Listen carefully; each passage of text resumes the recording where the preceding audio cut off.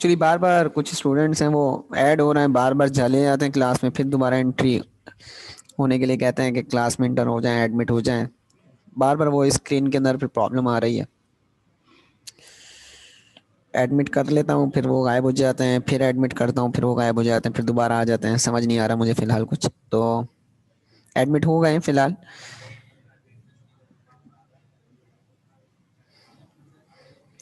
कोई touch laptop है, फिर लिखना भी है, वो बार बार नोटिफिकेशन दिए जा रहे हैं कि 9 स्टूडेंट्स रह गए, 5 स्टूडेंट्स रह गए, उनको ऐड कर लें, 8 रह गए। यहाँ से हमारे पास नेट का मसला तो फिलहाल नहीं है, बट ये है कि जो क्लास में लॉग इन हो रहे हैं और एडमिट हो रहे हैं तो उनके साथ आई थिंक कोई प्रॉब्लम है जिसकी वजह से क्लास डिस्टर्ब हो रही है फिलहाल। तो आप कोशिश किया करें कि क्लास में पहले ही आप ज्वाइन कर लिया करें क्लास को, ठीक है। 5 to 10 मिनट्स या 5 मिनट्स बिफोर आप क्लास ऐड हो जाएं। ऐड होने के बाद बेशक आप आगे पीछे हो जाए, नमाज पढ़ लें, कुछ भी कर लें, ताकि जो क्लास में लेक्चर है ना वो डिस्टर्ब नहीं हो।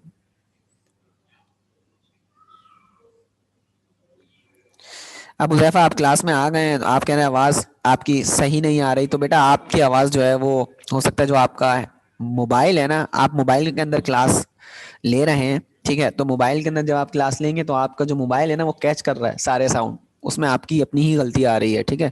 तो फिलहाल आप मोबाइल में नहीं लें, मोबाइल में ले रहे हैं तो हैंड फ्री लगा लें और ज़रा कोशिश करें कि क्या कहना चाह रहा हूँ मैं, ठीक है। जो पंखे वंखे हैं ना वो क्लास में बंद कर दें आप। क्लास को तो खैर नहीं है, घर के पंखे वगैरह हैं, जो हवा है वो सब फिल्टर लगा हुआ है, वो उसमें आपको कैच करके दे रहा है सारी चीज़ें।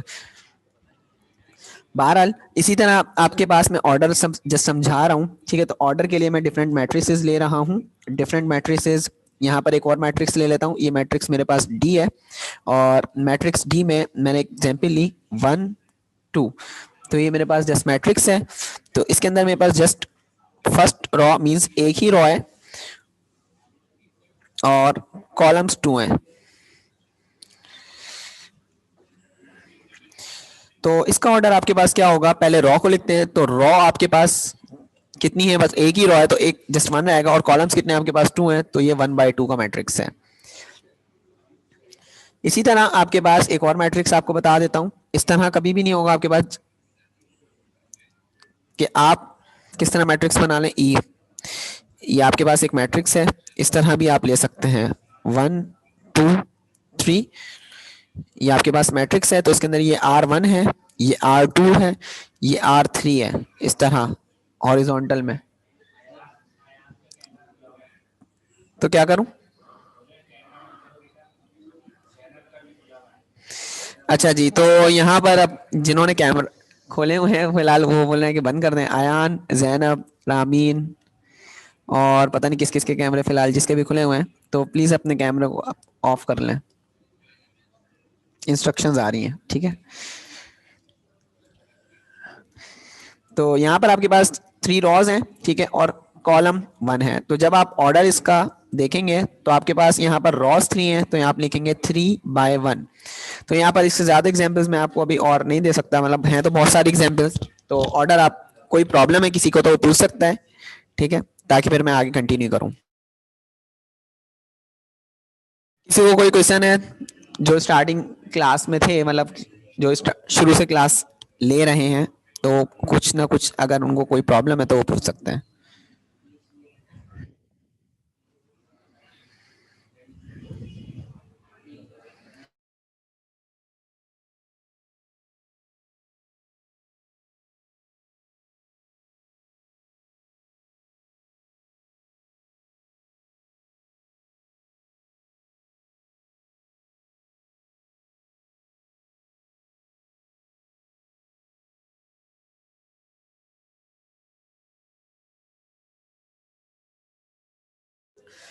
जुनेद, जो आपने यहाँ पर मैसेज किया है, ठीक है, यहाँ पर इस तरह का मैट्रिक्स हो ही नहीं सकता। मतलब आपने रेक्टेंगुलर एरेज नहीं बनाई, मतलब रेक्टेंगुलर एरेज दोनों तरफ होनी चाहिए।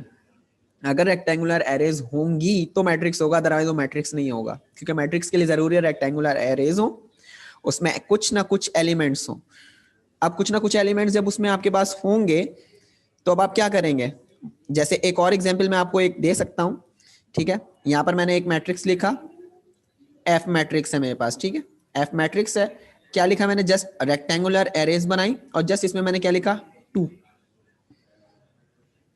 अब इसका ऑर्डर क्या है, यहां पर ये रॉ 1 है, हॉरिजॉन्टल लाइन के अकॉर्डिंग देख रहा हूं, ये वर्टिकल लाइन के अकॉर्डिंग देखता हूं तो कॉलम 1 है।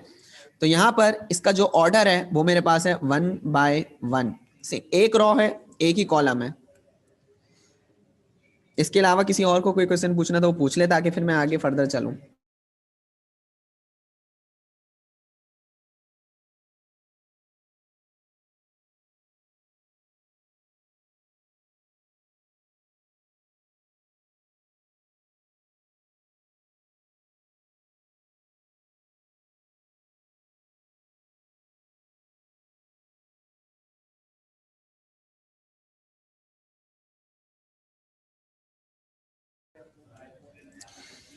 और क्लास फर्दर मैं आगे मूव कर रहा हूं।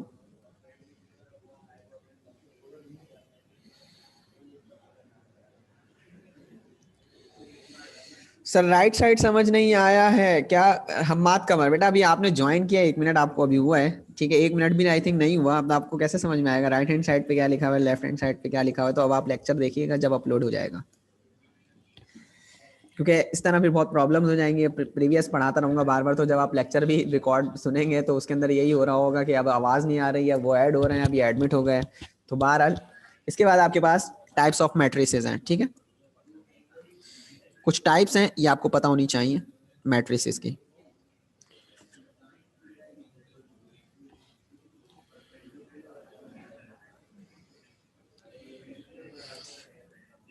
इसमें आपके पास सबसे पहले स्क्वायर मैट्रिक्स आपको पता होना चाहिए,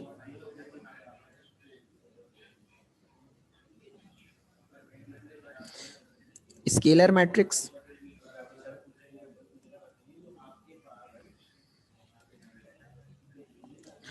डायगोनल है,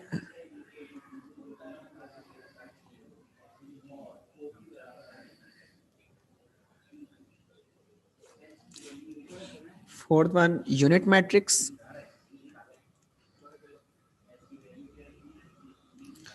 नल मैट्रिक्स,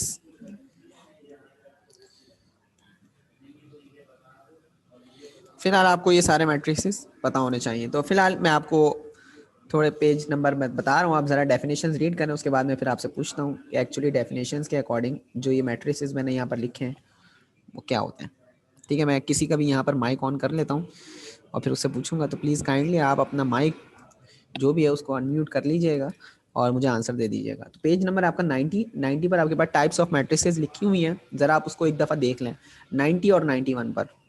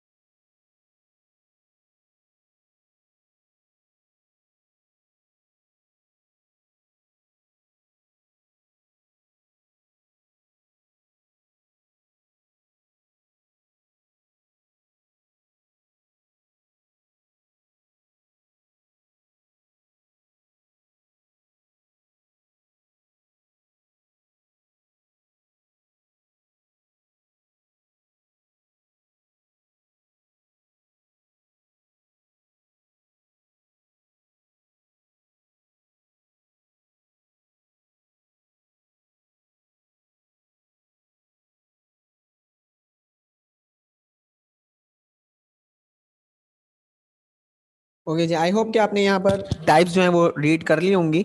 ठीक है, सबसे पहले मैं आपको बताऊंगा स्क्वायर मैट्रिक्स क्या होता है। ठीक है, यहाँ पर स्क्वायर मैट्रिक्स किस तरह होगा, अभी ऑर्डर मैंने आपसे डिस्कस किया था कि ऑर्डर हम किस तरह देखते हैं। ठीक है, अब यहाँ पर स्क्वायर मैट्रिक्स के लिए जरूरी है, फर्स्ट जो एग्जाम्पल है मीन्स यहाँ पर जो स्क्वायर मैट्रिक्स है वो लिख रहा हूँ, स्क्वायर मैट्रिक्स शॉर्ट फॉर्म में लिख देता हूं कि स्क्वायर मैट्रिक्स एक्चुअली क्या होता है।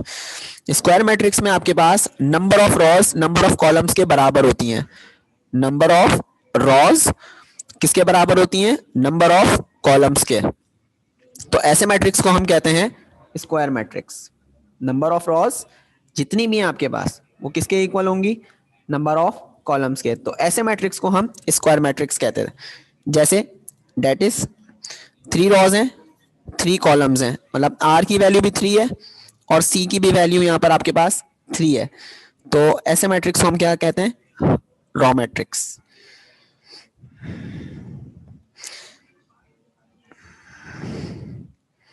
अब मैं एक ड्रॉ भी करके आपको बता देता हूं कि कौन कौन से मैट्रिक्स स्क्वायर मैट्रिक्स होंगे। जैसे पहली एग्जांपल, यहां पर एक मैट्रिक्स लिया मैंने ए, ठीक है, 1 2 ए बी, ठीक है। इसका जो ऑर्डर है उस ऑर्डर के अकॉर्डिंग यहां पर 2 रॉज हैं 2 कॉलम्स हैं, तो अब ये देखें यहां पर ये रॉज और कॉलम्स दोनों सेम है, इट मींस कि ये स्क्वायर मैट्रिक्स है। सेकंड एग्जांपल मैं आपको दे देता हूं, second example B, just A लिख दिया मैंने यहां पर, ये स्क्वायर मैट्रिक्स है क्योंकि इसका ऑर्डर है आपके पास 1 बाय 1, इसके अंदर आर और सी दोनों क्या है, बराबर है, इट मींस यहां पर ये भी क्या है, स्क्वायर मैट्रिक्स है। एक और एग्जांपल दे देता हूं 3 बाय 3 की, जो मैंने लिखी है वहां पर 1 2 3 4 5 6 7 8 9, इसके अंदर number of rows number of columns बराबर हैं और इसका जो ऑर्डर है वो आपके पास 3 बाय 3 का है, क्योंकि इसके अंदर रॉज और कॉलम्स क्या है, इक्वल हैं। तो अगर आपके पास नंबर ऑफ रॉज और नंबर ऑफ कॉलम्स इक्वल हो जाएं तो ऐसे मैट्रिक्स को हम क्या कहते हैं, स्क्वायर मैट्रिक्स। कुछ पूछना है स्क्वायर मैट्रिक्स से रिलेटेड तो पूछ सकते हैं।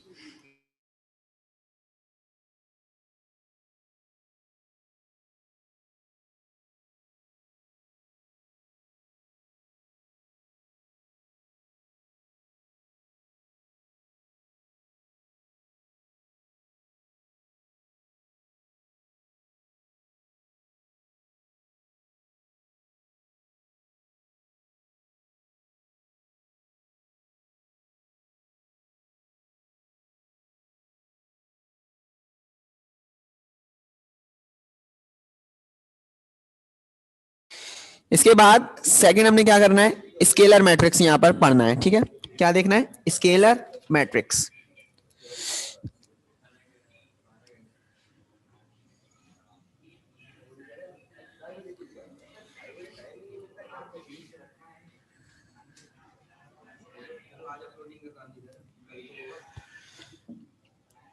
देखिए यहाँ पर अब स्केलर मैट्रिसेस जो आपके पास हैं, क्योंकि बार बार एसन भी आ रहे हैं जा रहे हैं, पता नहीं चल रहा, जैनब की भी शायद क्लास मतलब एडमिट ही नहीं हो रही, एडमिट होती हैं तो फिर गायब हो जाती हैं दोबारा। बहरहाल सेकंड आपके पास यहाँ पर मैंने कहा था कि आपके पास कौन सा मैट्रिक्स है, यहाँ पर आपके पास सेकंड मैट्रिक्स है स्केलर मैट्रिक्स।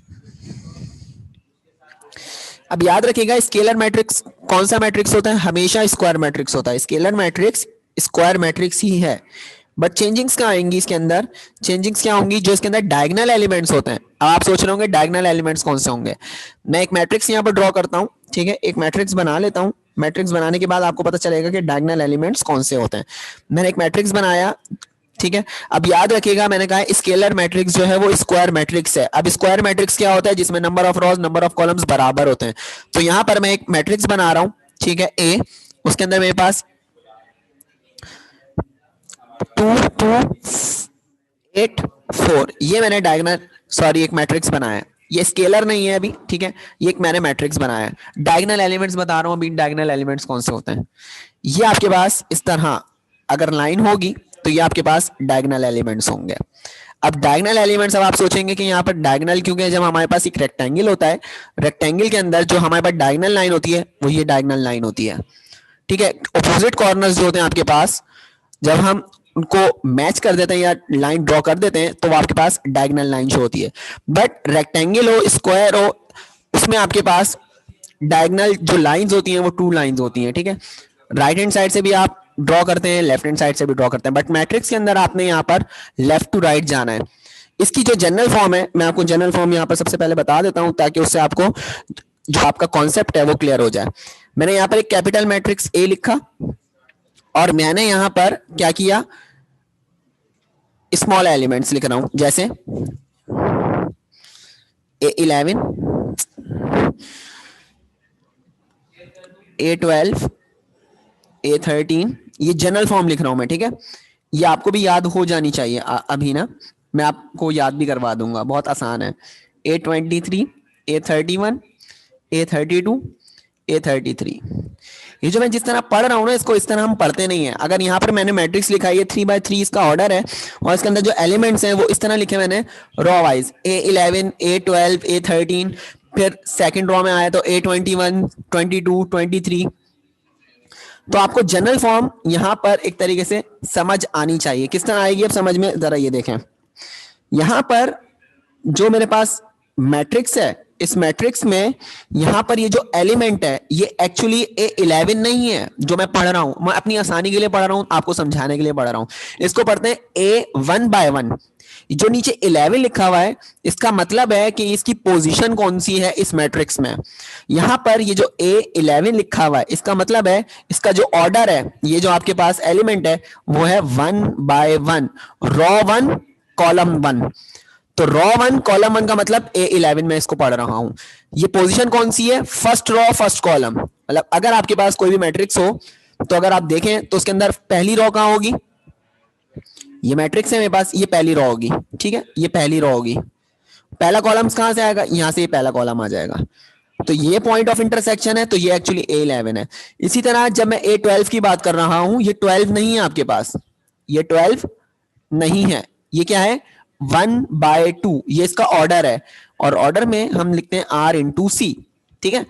अब यहां पर first raw second column, first raw means ये R1 ही है, ये C1 है, ठीक है, ये C2 है और ये C3 है।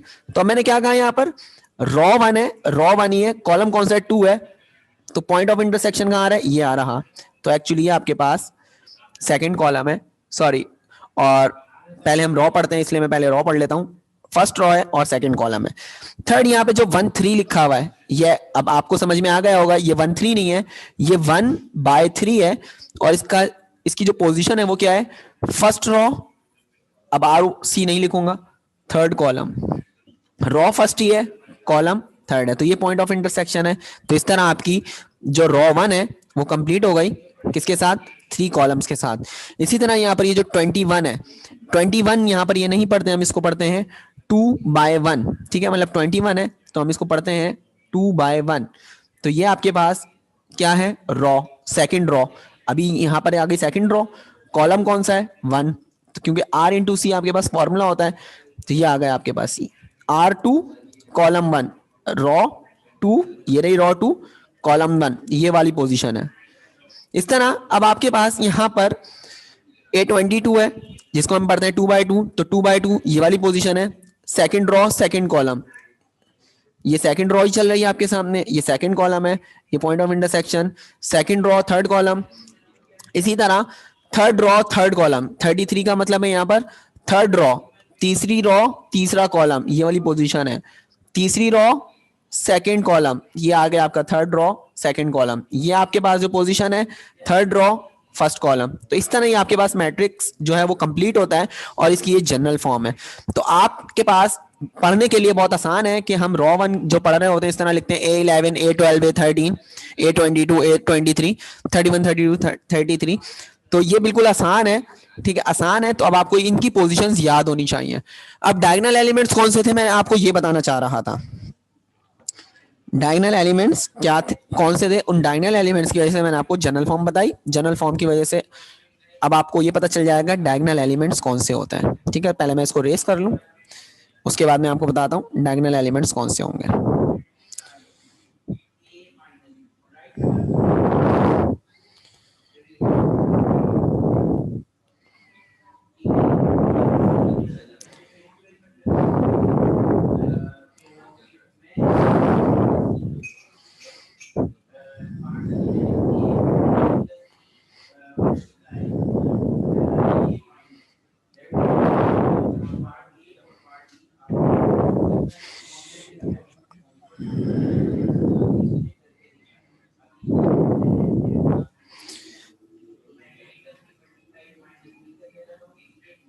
अब देखें यहाँ पर ये जो आपके पास मैट्रिक्स मैंने जनरल फॉर्म लिखी थी, तो मैंने कहा था डायगोनल एलिमेंट्स इस फॉर्म में होने चाहिए।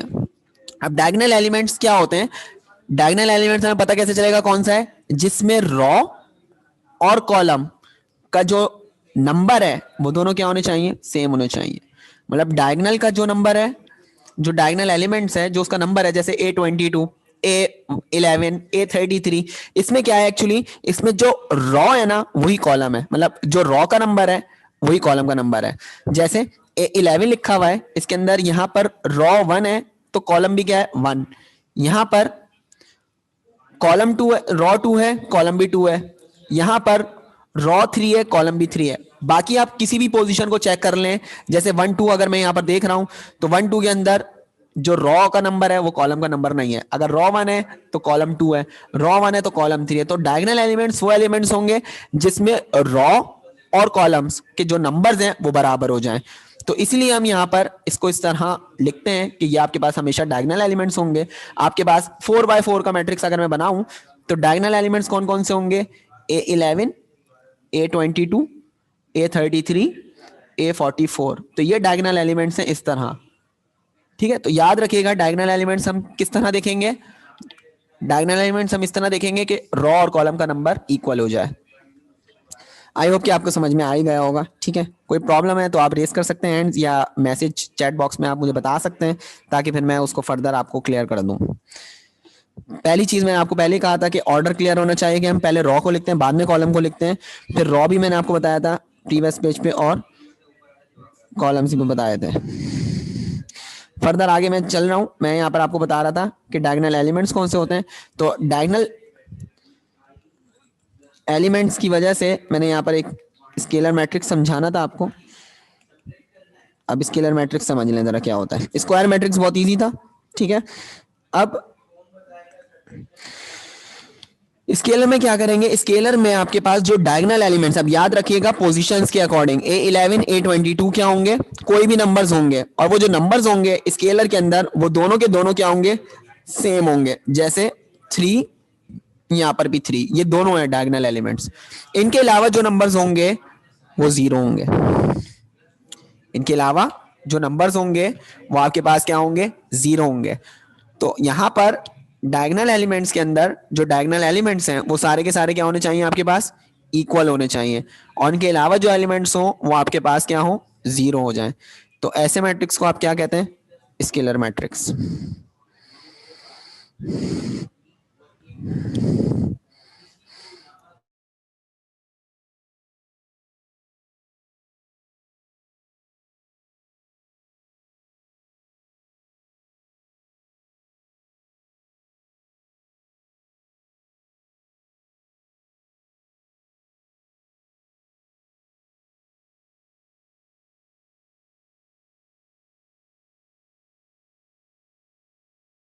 चैट बॉक्स में कुछ क्वेश्चन है, जरा मैं उनके आंसर देख लूं। अरीब, अरीब हमारी कौन सी क्लास में थे, अरीब इसी क्लास में थे। अरीब ये कौन से सेक्शन की क्लास है, ये सेक्शन बी और सी की क्लास है। ठीक है, और अरीब ने सेम क्वेश्चंस किए हैं बार बार, सर ये कौन से सेक्शन की क्लास चल रही है। तो आज के दिन तो थोड़ी बहुत प्रॉब्लम्स आ रही हैं, बट आई होप कि कल और परसों की क्लास में, ठीक है, मैं ये तो बताऊंगा नहीं कौन आ रहा है कौन जा रहा है। जैसे ही 6:05 होंगे, 6:05 मैं क्लास अपनी स्टार्ट कर दूंगा और एग्जैक्टली 7:25 पर मैं बिल्कुल ऑफ कर दूंगा। ठीक है, उसके अंदर क्योंकि आज के दिन तो थोड़ी बहुत प्रॉब्लम्स हो रही हैं, ठीक है, स्टूडेंट्स को तो यूज टू भी नहीं है अभी। तो जैसे ही वो यूज टू भी हो जाएंगे आई होप कल तक, लेकिन मैं अपनी क्लास जो है वो 1.5 आवर की जो क्लास है उसको पूरा कंटिन्यू करूंगा स्मूथ, ताकि जब आप लेक्चर्स देखें तो लेक्चर्स में भी आपको कोई प्रॉब्लम ना हो। तो बहरहाल यहाँ पर आज जस्ट हमने अभी स्केलर देखा, स्केलर में मैंने आपको बताया अभी कि आपके पास यहाँ पर जो डायगोनल एलिमेंट्स हैं वो सेम होने चाहिए। वो सेम कोई भी नंबर्स हो सकते हैं, या तो दोनों जगह 2 2 होना चाहिए या दोनों जगह 3 3, बट डायगोनल एलिमेंट सेम हो और उसके अलावा जितने भी एलिमेंट्स हो वो जीरो हो। तो ऐसे मैट्रिक्स को आप क्या कहते हैं, ऐसे मैट्रिक्स को आप कहते हैं diagonal elements, sorry scalar matrix. और जो स्केलर मैट्रिक्स है यही मैट्रिक्स आपके पास डायगोनल मैट्रिक्स भी कहलाता है। ठीक है, डायगोनल मैट्रिक्स के अंदर जो डायगोनल एलिमेंट्स हैं वो डिफरेंट हो सकते हैं। मतलब यहाँ पर जो डायगोनल आपके पास मैट्रिक्स है उसके अंदर जो आपके पास एलिमेंट्स हैं वो डिफरेंट हो सकते हैं।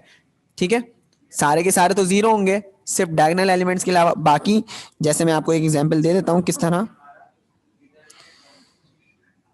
एक एग्जांपल मैं आपको दे सकता 3।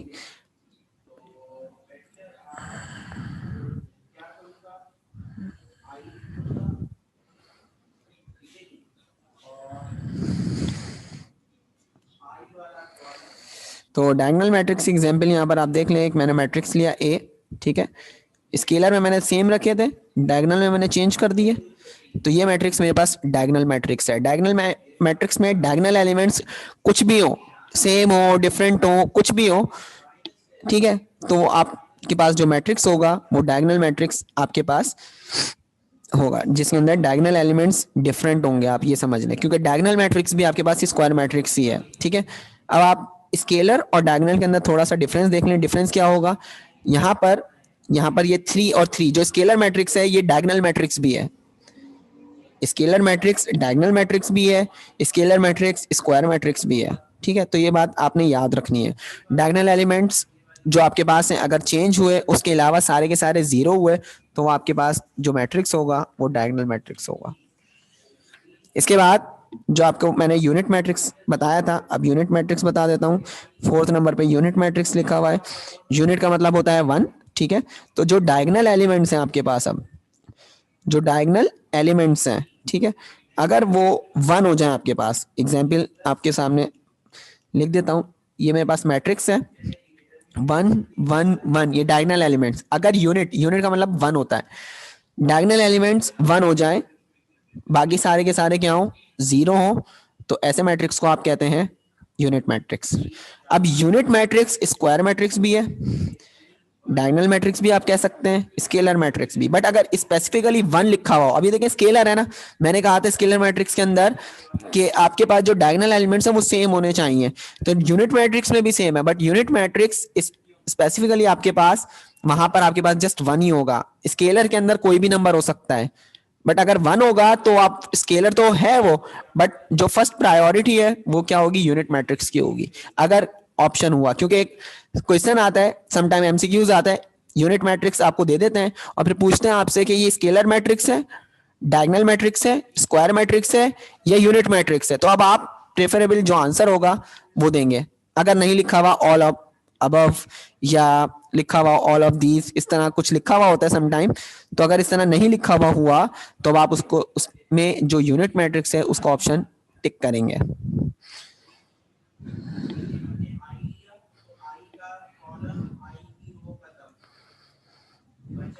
अगर जुनेद का क्वेश्चन है, अगर नंबर ऑफ रॉज और नंबर ऑफ कॉलम्स इक्वल नहीं हो, जब नंबर ऑफ रॉज और नंबर ऑफ कॉलम्स इक्वल नहीं होंगे तो वो स्क्वायर मैट्रिक्स नहीं होगा, स्केलर तो दूर की बात है। अगर नंबर ऑफ रॉज और नंबर ऑफ कॉलम्स इक्वल नहीं हुए जुनेद, तो आप क्या करेंगे, वो स्क्वायर मैट्रिक्स नहीं है, जब वो स्क्वायर मैट्रिक्स नहीं है तो ना आप वो स्केलर मैट्रिक्स बन सकता है, ना वो डायगोनल मैट्रिक्स बन सकता है, ना ही वो अब यूनिट मैट्रिक्स बन सकता है, ठीक है। तो स्क्वायर मैट्रिक्स का होना जरूरी है। ये जितने भी मैंने यहाँ पर मैट्रिक्स लिखे हैं ना, ये सारे के सारे आप समझ लें स्क्वायर मैट्रिक्स मैंने लिखे हैं। स्क्वायर मैट्रिक्स के अंदर यहाँ पर अब डिफरेंट टाइप्स हैं आपके पास। तो इसके बाद एक नल मैट्रिक्स रह गया आपके पास, ठीक है। नल मैट्रिक्स भी बता ही देता हूँ, नल मैट्रिक्स के अंदर तमाम एलिमेंट्स जितने भी होंगे आपके पास वो 0 होंगे।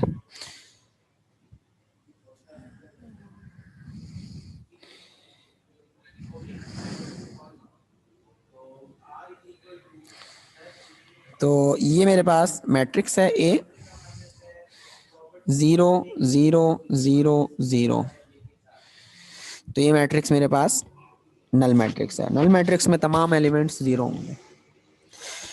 तो टाइप्स के अंदर देख लें, ये इसकी जनरल फॉर्म है, ये जनरल फॉर्म देख लें, कोई प्रॉब्लम है तो पूछ लें, उसके बाद फिर मैं आपको मल्टीप्लिकेशन करवाऊंगा।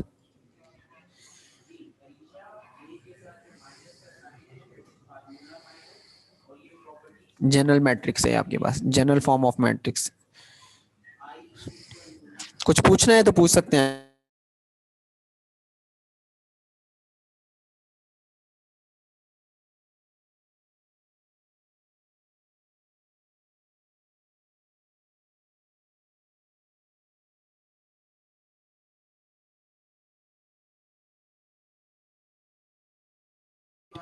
हसन, जो आपका क्वेश्चन है उसके लिए जरूरी नहीं है कि वो स्क्वायर मैट्रिक्स हो, आपके पास नल मैट्रिक्स में number of rows number of columns कुछ भी हो, तो आपके पास अगर वो 0 है तो आप उसको नल मैट्रिक्स कह सकते हैं, ठीक है। उसमें आप 0 0 लिख लें, अब चाहे उसका जो ऑर्डर है वो 1/2 हो या 2/1 हो, 2/2 हो, 3/3 हो, तो यहाँ पर आप कोई भी एलिमेंट्स जो हैं जो भी लिखे हुए हैं आप उनकी जगह 0 लिख देंगे तो वो आपका नल मैट्रिक्स होगा, अगर 0 लिखा हुआ तो।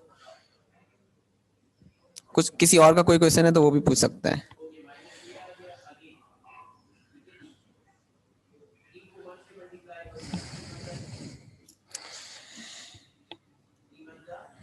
ओके क्लास, अब मैं थोड़ा मैट्रिक्स मल्टीप्लिकेशन की तरफ जाऊंगा डायरेक्टली, ठीक है, कि मल्टीप्लिकेशन हम किस तरह करते हैं।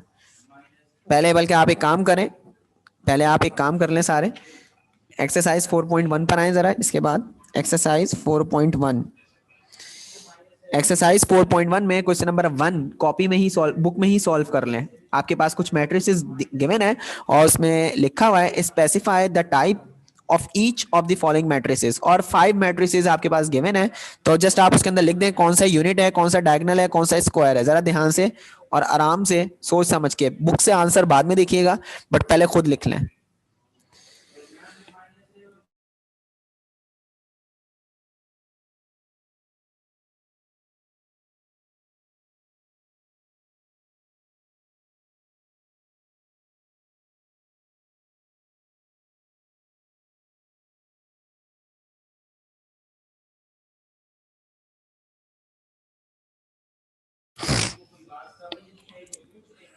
यहाँ से समझ लें आपकी जो एक्सरसाइज है, एक्सरसाइज के क्वेश्चंस में स्टार्ट कर रहा हूँ, ठीक है।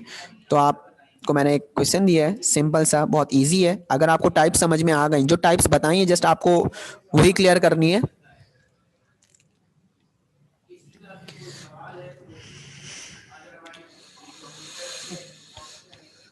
अमान कहते हैं सर ठीक है समझ में आ गया, तो अमान से ही पूछ लेते हैं, ठीक है।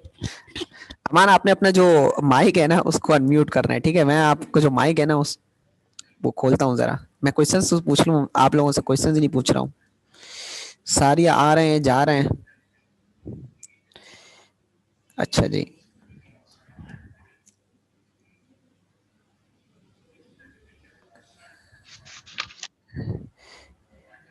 चले शुक्र है आपने माइक तो अनम्यूट किया जी। अमान फर्स्ट जो आपके पास क्वेश्चन है उसमें 5 पार्ट्स हैं, तो आप मुझे बता दें इनके आंसर्स क्या हैं, ताकि स्टूडेंट्स जो हैं वो लिख लें अपने पास। हो सकता है किसी के पास बुक नहीं हो, बुक्स तो वैसे सबने परचेज कर ली थी, बट फिर भी ऐसा हो सकता है कि अभी उनके पास बुक नहीं हो। एक्सरसाइज 4.1 क्वेश्चन नंबर 1 जी, पार्ट 1 है आपके पास। क्या है पार्ट 1? पार्ट 1 में आपके पास लिखा हुआ है 3 - 1/2 √5, ठीक है। और इसके अलावा जितने भी एलिमेंट्स हैं वो सारे के सारे एलिमेंट्स आपके पास जीरो हैं, ठीक है। तो ये मैट्रिक्स आपके पास कौन सा है? डायगोनल मैट्रिक्स है। कैसे पता चल रहा है ये तो बता डायगोनल दें, मैट्रिक्स, कैसे पता चल रहा है? डायगोनल में एलिमेंट्स जो हैं वो इक्वल नहीं है। डायगोनल एलिमेंट्स जो हैं वो इक्वल नहीं है, तो जरूरी है कि डायगोनल एलिमेंट्स इक्वल हो? जरूरी तो नहीं है कि आप डायगोनल एलिमेंट्स पहले चेक करें। डायगोनल मैट्रिक्स के लिए डायगोनल एलिमेंट्स जरूरी नहीं है कि इक्वल हो डायगोनल तो मैट्रिक्स अगर के लिए। जी क्या कह रहे हैं आप? कुछ कह रहे हैं आप? अगर इक्वल होता वो स्केलर होता। नहीं हो, नहीं एक और कंडीशन मैंने बताई थी, आपने वो कंडीशन बतानी है। एक और कंडीशन बताई थी, कंडीशन बतानी है। सोच ले सारे क्या जरूरी है कि डायगोनल एलिमेंट्स डिफरेंट हो तो डायगोनल मैट्रिक्स होगा? किसी और से पूछता हूँ, बहुत सारे स्टूडेंट्स हैं हमारे पास। चले हसन से ही पूछ लेता हूँ मैं।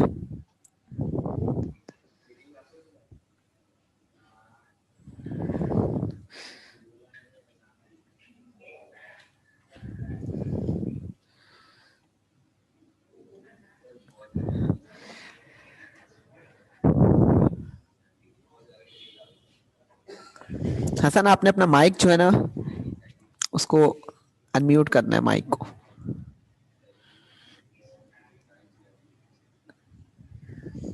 अब हसन तो नहीं बताना चाह रहे हैं आई थिंक, या पता नहीं। देखें क्लास के अंदर अगर आपने बैठना है ना नॉर्मली, अगर सही तरीके से, क्योंकि मुझे ही पता चलना चाहिए कि आपको समझ में आ रहा है या नहीं आ रहा। तो रामीन कहते हैं यहाँ पर कैसा डायगोनल एलिमेंट्स इक्वल नहीं है, पहली चीज बाकी सारे एलिमेंट्स का जीरो होना जरूरी है। तो याद रखें डायगोनल मैट्रिक्स के लिए डायगोनल एलिमेंट्स तो इक्वल नहीं है, ठीक है, डायगोनल एलिमेंट्स इक्वल नहीं है, बट उसके अलावा आपने ये तमाम एलिमेंट्स चेक करना है। ये तमाम एलिमेंट्स जो लिखे हैं ना मैंने यहाँ पर, जैसे ये एलिमेंट्स, ये वाले भी आपके पास सारे के सारे क्या होने चाहिए? जीरो होने चाहिए डायगोनल मैट्रिक्स के लिए। अब आप यहाँ पे सबसे पहले देखेंगे सारे जीरो है और डायगोनल एलिमेंट्स गिवन है। जब डायगोनल एलिमेंट्स गिवन है, अब ये सारे के सारे सेम है, मींस डायगोनल एलिमेंट्स इक्वल है या नहीं है। अगर इक्वल नहीं है तो डायगोनल मैट्रिक्स। हाँ अब देखें ये सारे के सारे देखें, पहले मैंने देखे जीरो हैं, जब ये सारे के सारे जीरो हैं, अब जो मेरे पास यहाँ पर डायगोनल एलिमेंट्स हैं, ये डायगोनल एलिमेंट्स कौन से एलिमेंट्स हैं, मतलब ये जो मैट्रिक्स बन जाएगा अभी आपके पास बन जाएगा स्केलर मैट्रिक्स। स्केलर इसलिए बन जाएगा क्योंकि अब डायगोनल एलिमेंट्स इसमें सारे के सारे क्या है आपके पास इक्वल हैं। थर्ड पार्ट के अंदर यहाँ पर आपके पास लिखा हुआ है ए और यहाँ पर लिखा हुआ है 0 0 0 0 0 0। तो अब ये आपके पास सिंपल सा एक मैट्रिक्स है। अगर इस मैट्रिक्स को अगर आप देखें तो ये सारे आपके पास जीरो हैं, ठीक है, ये सारे के सारे जीरो हैं और ये सारे के सारे सेम है, मतलब ए लिखा हुआ है। कहीं एक जगह भी अगर माइनस ए होता तो मुझे पता चल जाता कि भाई ये डिफरेंट है। अब ये भी सेम है तो ये आपके पास स्केलर मैट्रिक्स। इसी तरह मेरे पास यहाँ पर जो फोर्थ पार्ट है, फोर्थ पार्ट में मेरे पास जो मैट्रिक्स गिवन है वो 2/2 का मैट्रिक्स है। तो 2 0 0 -2 गिवन है यहाँ पर। भाईजान आप कर लें, आप खराब कर लें, ये सब नूर तंग कर रहे हैं, ठीक है, याद रखिएगा। स्क्रीन को खामे खामे टच कर रहे हैं, इतने सारे डॉट्स आपको नजर आ रहे होंगे, ये जहाँ पे जितने भी डॉट्स हैं ना सारे उन्होंने, वो चाहते हैं कि ये खराब हो जाए हमारा लैपटॉप। जब लैपटॉप इतनी मेहनतों से खरीदा हुआ है, टच लैपटॉप है, वैसे ही पेन से लिख रहा हूँ, लेकिन अब वो फिंगर प्रेस करते जा रहे हैं अपनी अपनी ताकि चले ही ना। बहरहाल रिमूव करता हूँ मैं अभी इन सारे डॉट्स को।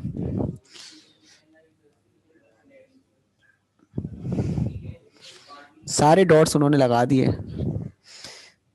पहले ही सेंसिटिव है बेचारा, उसके बावजूद। चले जी, समीर कहते हैं जुनेद तो एडमिट कर लें। कहाँ एडमिट कर लूं भाई, क्लास के अंदर एडमिट कर लेते हैं। पता नहीं कितनी दफा तो मैं एडमिट कर चुका हूँ, क्लास से चले जाते हैं खुद ही निकल के। मैंने कहा भी था जब फिजिकल क्लासेस हो रही दरवाजा खुला हुआ है भाई चले जाओ, तो यहाँ पर मेरे पास कोई रिक्वेस्ट नहीं आई हुई, कैसे एडमिट करूँ। जब आए आ जाएगी ना तो फिर मैं कर लेता हूँ, ठीक है, आप उनको बोले भाई रिक्वेस्ट आएगी तो मैं एडमिट करूंगा ना। समीर कहते हैं नेट प्रॉब्लम है, तो अब नेट इतना प्रॉब्लम कर रहा है उनका, ठीक है, इसमें गलती है हमारी भी नहीं है, खैर उनकी भी नहीं है, और उन्होंने अपनी तरफ से कोशिश की है, तो बट नेट प्रॉब्लम है। तो उन्होंने अभी तक मुझे रिक्वेस्ट नहीं दी कि मुझे एडमिट कर लें, जब वो आ जाएगी तो मैं खुद ही कर लेता हूँ, ठीक है। तो यहाँ पर अब आपके पास 2/2 मैट्रिक्स है, तो यहाँ पर ये डायगोनल एलिमेंट्स के ऊपर वाले एलिमेंट्स और नीचे वाले एलिमेंट्स क्या है, जीरो है। तो अब ये जब मेरे पास जीरो है तो अब यहाँ पर ये मैट्रिक्स कौन सा होगा, पहली चीज यहाँ पर ये जो मैट्रिक्स है मेरे पास वो कौन सा मैट्रिक्स है, क्योंकि डायगोनल एलिमेंट्स क्या है डिफरेंट हैं, और डायगोनल एलिमेंट्स के अलावा जितने भी एलिमेंट्स हैं वो मेरे पास जीरो हैं, तो ऐसे मैट्रिक्स को हम डायगोनल मैट्रिक्स ही कहते हैं, डायगोनल मैट्रिक्स, ठीक है। लास्ट है आपके पास पार्ट 5। पार्ट 5 के अंदर आपके पास यहाँ पर 1 0 0 0 0 1 0 0 0 0 1 0 0 0 0 1। तो यहाँ पर जो मेरे पास ये मैट्रिक्स है इसमें मेरे पास जो एलिमेंट्स हैं डायगोनल एलिमेंट्स, अब आप ये देखें ये डायगोनल आपके पास एलिमेंट्स हैं A11 A12 A22 A33 A44, ये सारे और ये सारे क्या है, जीरो। अब यहां पर ये स्केलर मैट्रिक्स है, स्क्वायर मैट्रिक्स है, ठीक है। अब यहां पर सब जगह क्या लिखा हुआ है 1, तो स्केलर अब ये नहीं होगा, क्या हो जाएगा ये आपके पास, ये आपके पास हो जाएगा यूनिट मैट्रिक्स। तो ये आ गया आपके पास यूनिट मैट्रिक्स। इसके बाद क्वेश्चन नंबर 2 की तरफ चलते हैं, ठीक है। आपके पास क्वेश्चन नंबर 2, इसमें किसी को कोई प्रॉब्लम है तो पूछ सकता है, इसमें किसी को कोई प्रॉब्लम है तो मुझसे पूछ सकता है।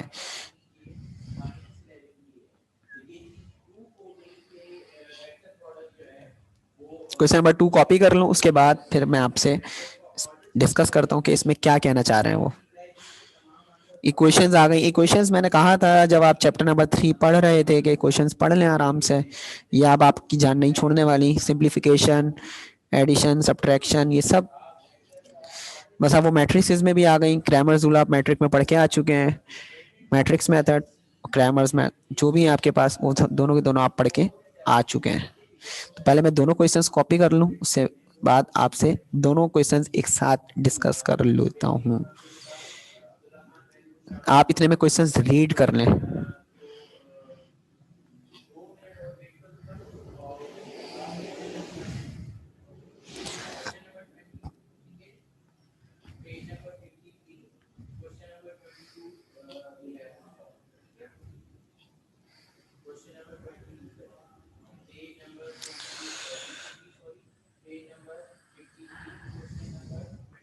ओके जी, यहाँ पर क्वेश्चन के अंदर क्या कहा जा रहा है, जरा इसको एक दफा समझ लें। इसके अंदर कह रहे हैं write down the matrices of the coefficients of x, y, z in the following systems of linear equations.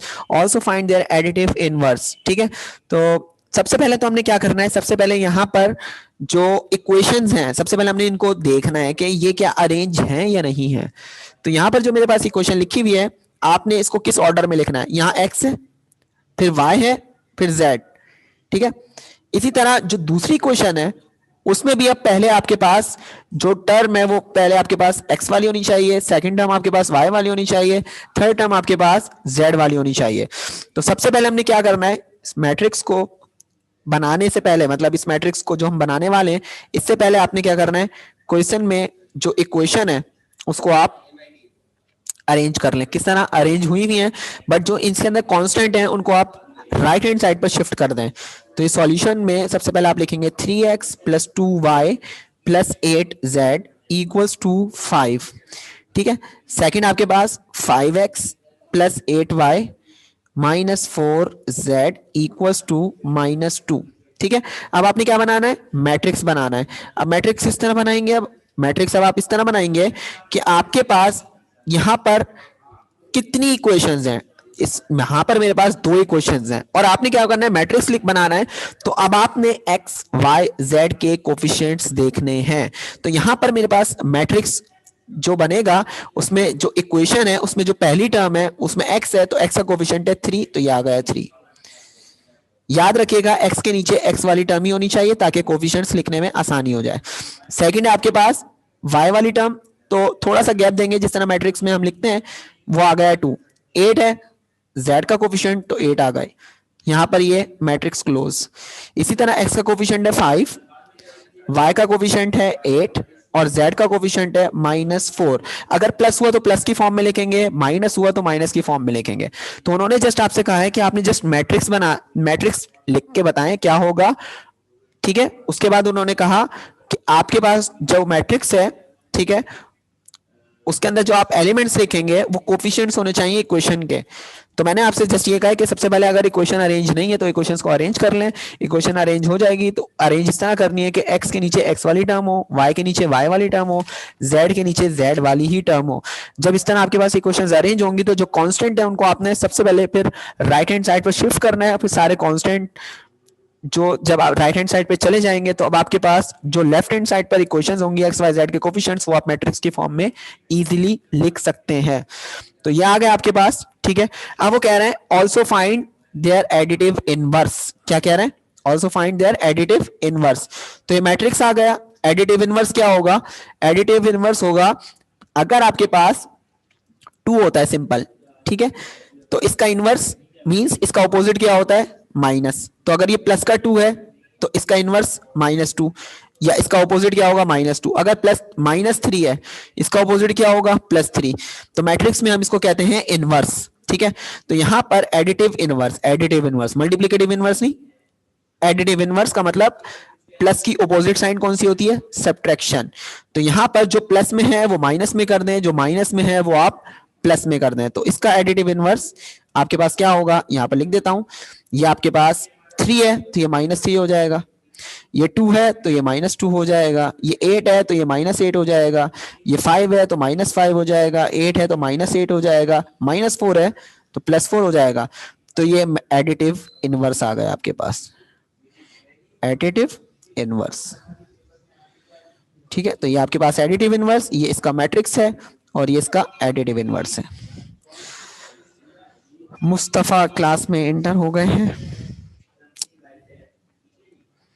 Okay जी, अब इस मैट्रिक्स को देख लेते हैं। सबसे पहले सॉल्यूशन में आपने क्या करना है, सारी क्वेश्चंस को इस तरह लिखना है कि जो कांस्टेंट है वो राइट हैंड साइड पर आ जाए, एक्स वाली जो टर्म है उसके नीचे एक्स वाली ही टर्म होनी चाहिए। तो सबसे पहला जो स्टेप है वो हमारे पास क्या है, कांस्टेंट को राइट हैंड साइड पर शिफ्ट करना।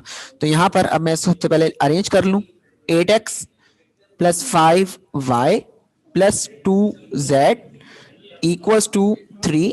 सेकेंड है 6x plus 4y plus 3z equals to -2।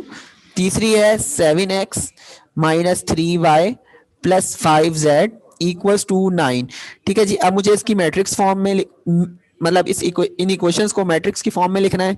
तो मैट्रिक्स फॉर्म में अभी आ गया मैट्रिक्स।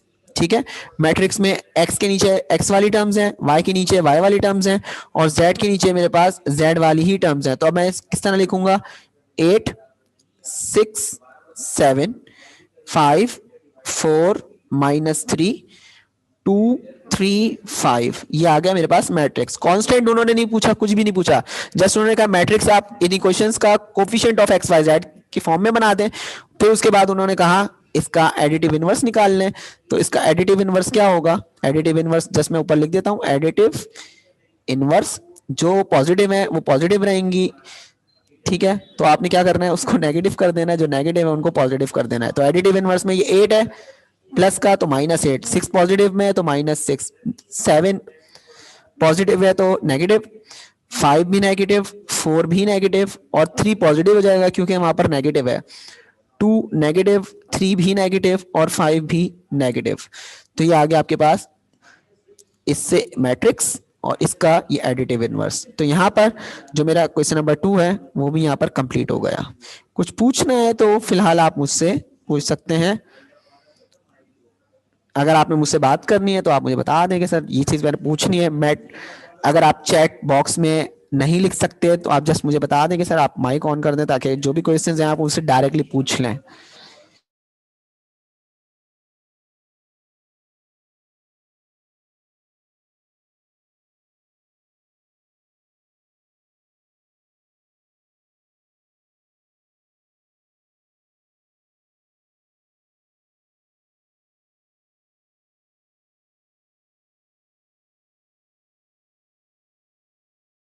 देखिए क्वेश्चन के अंदर क्या लिखा हुआ है वो उसको अच्छी तरीके से पढ़ लें। बार बार बता रहा हूँ, राइट हैंड साइड यहाँ लिखनी नहीं है। क्यों नहीं लिखनी, क्वेश्चन में आपको खुद कहा जा रहा है write down the matrices of the coefficients of x y and z in the following systems of linear equations. क्या कह रहे हैं, मैट्रिक्स लिखो एक्स वाई जेड के जो कोफिशिएंट्स हैं जो नीचे इक्वेशंस दी हुई हैं उनके, बस। तो अब इसके लिए जरूरी है कि एक्स वाई जेड वाली जो आपके पास टर्म्स है ना वो सारी के सारी लेफ्ट हैंड साइड पर होनी चाहिए। तो आप उसका जब मैट्रिक्स लिखेंगे तो आप मैट्रिक्स आ गया आपके पास। तो अब बताएं, कांस्टेंट का उन्होंने कुछ कहा ही नहीं। और रामीन ने कहा 2 और -4, तो 2 और -4 के साथ एक्स वाई जेड कुछ भी नहीं लिखा हुआ, तो वो सिर्फ और सिर्फ कांस्टेंट है, उनको हमने कुछ नहीं करना, उनको ऐसे ही छोड़ दें। हाँ, यहाँ लिखा हुआ हो, मैं क्वेश्चन चेंज कर दूं, write down the matrices of the constant, ठीक है, इन the following systems of linear equations. अब मैट्रिक्स बनाए किसका, कांस्टेंट का। तो अब क्वेश्चन चेंज हो गया, अगर लिखा हुआ है coefficients of x y z तो coefficient of x y z का मैट्रिक्स बनाए, सिंपल। इसके अलावा कोई और कुछ और पूछना है तो वो भी पूछ सकते हैं।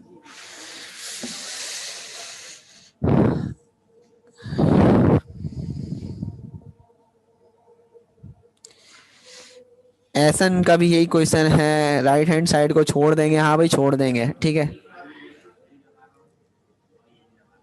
5 के साथ नेगेटिव साइन नहीं लगाया, मैंने सब जगह लगाया। स्क्रीन को जूम करके देखें, आपको नजर आ जाएगा। गलती हो सकती है बट अभी यहाँ मेरी गलती फिलहाल नहीं है। थोड़ा स्क्रीन को जूम करें, ये वाला -5 है, ये वाला -5 है, ये लगा हुआ, और यहाँ पर ये लगा हुआ माइनस साइन, क्योंकि मैं बहुत छोटा छोटा लिख रहा हूँ अब, ठीक है। कुछ पूछना है तो पूछ लें, अजान हो रही है, अजान के बाद स्टार्ट करता हूँ दोबारा। क्वेश्चन नंबर 3 स्टार्ट करूंगा, ठीक है, जब तक मैं लिख लेता हूँ अजान भी सुन लेता हूँ।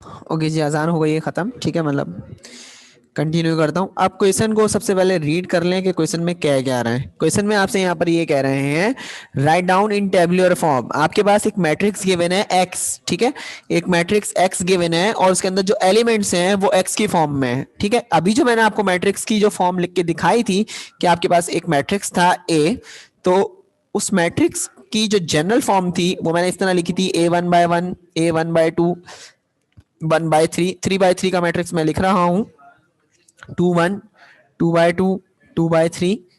इसी तरह A3/1, 3/2, 3/3। तो क्योंकि मैट्रिक्स ए है तो इसके जो एलिमेंट्स हैं वो भी स्मॉल में लिखेंगे जनरल फॉर्म में। तो यहां पर जो मैट्रिक्स आपको बता रहे हैं, ये आपसे कह रहे हैं कि ये स्मॉल एलिमेंट्स हैं एक्स, और यहां पर ये जो आई और जे है, आई मींस रॉ, ठीक है, और जे मींस कॉलम, ठीक है। आई कितनी मींस रॉस कितनी है, यहां बता रहे हैं 3 है, कॉलम्स कितने हैं यहां बता रहे हैं 4 है, ठीक है। वाई आपके पास मैट्रिक्स है और इसके जो एलिमेंट्स हैं वो वाई, एल क्या है, एल रॉ है, ठीक है, और के क्या है, के कॉलम है। रॉस कितनी है 4, कॉलम्स कितने हैं 2। तो याद रखें हमेशा जब कभी भी मैट्रिक्स लिखें तो ऑर्डर का पता होना चाहिए आपको। जब ऑर्डर का पता होगा कि पहले आर आता है बाद में सी आता है, तो आई जे लिखा हुआ है, इट मींस आई आर है, जे सी है। एल के लिखा हुआ हो, कुछ भी लिखा हुआ हो, पहला आपके पास पहला जो भी एलिमेंट होगा या पहला अल्फाबेट जो भी होगा, जैसे ना आई लिखा हुआ है तो वो आपके पास रॉ, दूसरा कॉलम, और बाहर ब्रैकेट के अंदर जो लिखा हुआ है 3,4, इसका मतलब है 3 रॉज हैं 4 कॉलम्स है। मैट्रिक्स बनाना है ना, तो मैट्रिक्स टेबुलर फॉर्म मींस आपने इसको मैट्रिक्स की फॉर्म में लिखना है। किस तरह भाई, देख लें, एक्स मैट्रिक्स है, ठीक है, कितनी रॉज हैं, यहां बता रहे हैं 3 रॉज हैं, 3 रॉज हैं, ठीक है, कितनी रॉज है 3, और कॉलम्स कितने 4, तो C1, C2, C3, C4, 4 columns है ना। तो X11, 12, 13, 14, ये आ गए कॉलम्स। कितनी रॉज है 3, R1, R2, R3, ये आ गया X21, X22, X33, X34, sorry 23,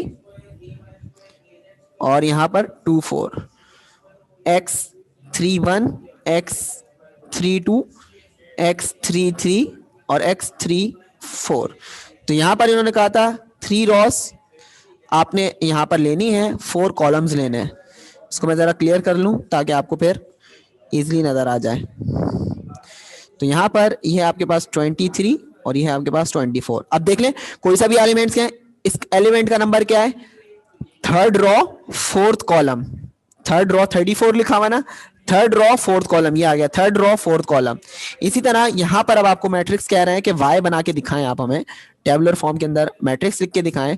तो इसके अंदर टोटल रॉस कितनी है, कॉलम्स कितने हैं, 2 कॉलम्स हैं, तो ये आ गया C1, C2, ठीक है। तो y की फॉर्म में लिखना है तो Y11, Y12, कॉलम्स कितने हैं 2, रॉस कितनी है 4। तो जब 4 रॉज हैं तो इसके लिए मुझे मैट्रिक्स थोड़ा सा बड़ा बनाना पड़ेगा, ठीक है, वो मैं बाद में बनाऊंगा। तो पहले लिख लेता हूं, उसके बाद बना लूंगा मैं। ये आ गया आपके पास 2 1 2 2, 3 1 3 2, 4 1 4 2, ये आ गया आपके पास मैट्रिक्स। ये कॉलम 1 कॉलम 2 है, R2 R3 R4। ये आपने R3 R4 ये सिर्फ समझाने के लिए लिख रहा हूं, ये आपने नहीं लिखना, आपने जस्ट वाई मैट्रिक्स को शो करना है। किस फॉर्म में, टेबुलर फॉर्म में। टेबुलर फॉर्म में अगर कोई प्रॉब्लम है आप किसी को तो वो पूछ ले। यहां पर क्या लिखा हुआ था, फोर्थ रॉ नहीं चाहिए, कॉलम 2 होना चाहिए। तो देखें ये वाली जो पोजीशन है आपके पास मैट्रिक्स के एलिमेंट की, वो क्या है, फोर्थ रॉ सेकंड कॉलम। तो ये आ गया आपके पास। इसमें अब आपको पोजीशन सिखा रहे हैं, जिस तरह आपके पास मैपिंग है ना सारी, जो हम मैप्स वगैरह बनाते हैं और बताते हैं स्ट्रीट नंबर 5, हाउस नंबर 6, तो इसी तरह बता रहे होते हैं। एक सारी समझ लें आपके पास मैट्रिसेस की एग्जांपल्स हैं रियल लाइफ में, कि जितनी भी आपके पास स्ट्रीट्स हैं, जितनी भी यहाँ पर बोलते हैं ना, गली नंबर 5, घर नंबर 6 है या हाउस नंबर 6, और इसी तरह लिखा हुआ होता है डिफेंस में कहीं आप चले जाए तो वहां पर उन्होंने स्ट्रीट्स लिखा हुआ है, स्ट्रीट नंबर आपके पास ये होगी 6 होगी, हाउस नंबर 21/4, इस तरह करके होता है। तो कुछ भी हो सकता है। कुछ पूछ ले तो पूछ ले, ठीक है, फिर मैं आगे कंटिन्यू करूं क्लास को। कुछ पूछना है तो भाई पूछ ले।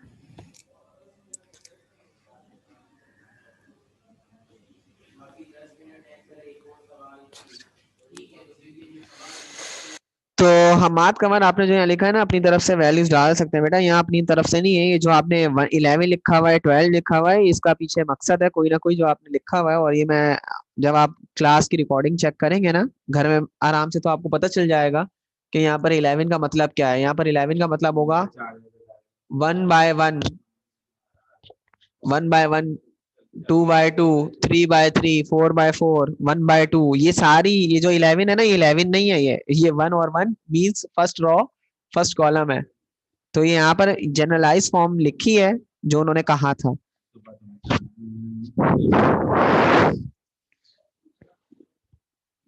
इसके बाद एडिशन ऑफ मैट्रिक्स पढ़ लेते हैं। 5 मिनट बाकी है तकरीबन क्लास ऑफ करने में, ठीक है। तो 5 मिनट के अंदर देख लेता हूँ मैं क्या पढ़ाना है मुझे। एडिशन करवानी है जस्ट मैंने।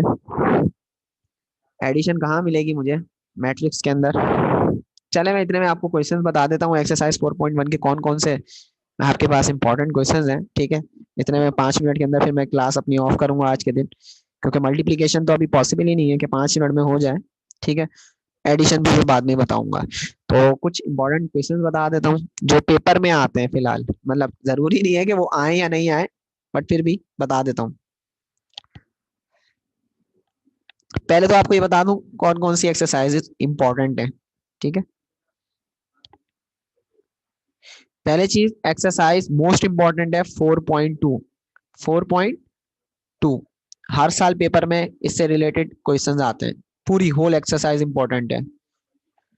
और एक्सरसाइज 4.4, ये शॉर्ट क्वेश्चन में सवाल आता है, हर साल आता है, पिछले 25 सालों से आ रहा है 4.2 में। 4.4 में क्वेश्चन नंबर 5 के टोटल 10 पार्ट्स है, ठीक है, जिसमें हमें 3 से लेकर 10 तक करना है। तो ये क्वेश्चन इंपॉर्टेंट है, ये लॉन्ग में सवाल आता है, ठीक है।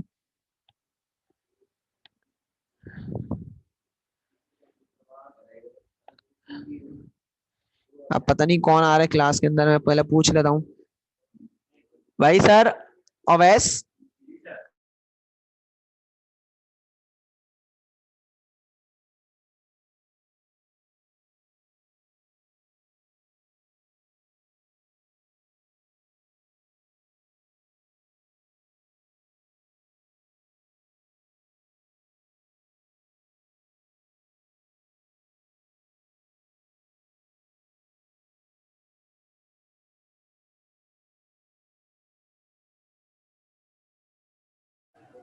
मानूर अभी क्लास के अंदर एंटर हुई है बेटा, अब तो क्लास ऑफ होने वाली है, ठीक है।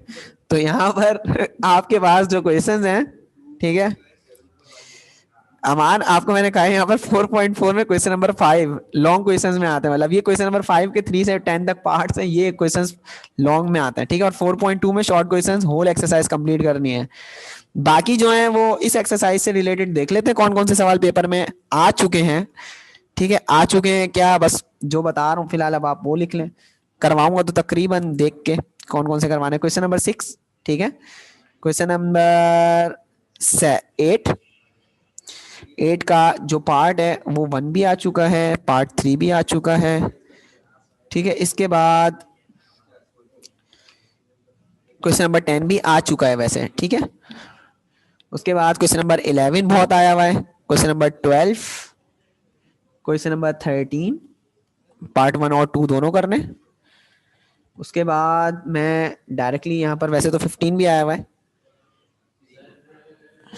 और उसके बाद डायरेक्टली क्वेश्चन नंबर 18। जो ज्यादातर पेपर में आए हुए सवाल वो कौन कौन से हैं वो मैं बता देता हूँ, कलर कर देता हूँ। ये सवाल, ठीक है, 11 और 12, ये सवाल ज्यादातर पेपर में आए हुए हैं। तो बहरहाल इस एक्सरसाइज से ये 4.1 की सारी एक्सरसाइज के क्वेश्चन लिखे हैं। तो यहाँ पर मैं फिलहाल क्लास ऑफ कर रहा हूँ, ठीक है, यहाँ पर मैं क्लास ऑफ कर रहा हूँ। कल इंशाल्लाह ताला जो रिदम में चलते हैं, कल मैट्रिक्स मल्टीप्लिकेशन करनी है, तो आप अपना मैट्रिक भी थोड़ा सा रिवाइज कर लेंगे, मल्टीप्लिकेशन हम किस तरह करते थे, ठीक है। तो क्लास यहाँ पर मैं ऑफ कर रहा हूँ। अल्लाह हाफिज़।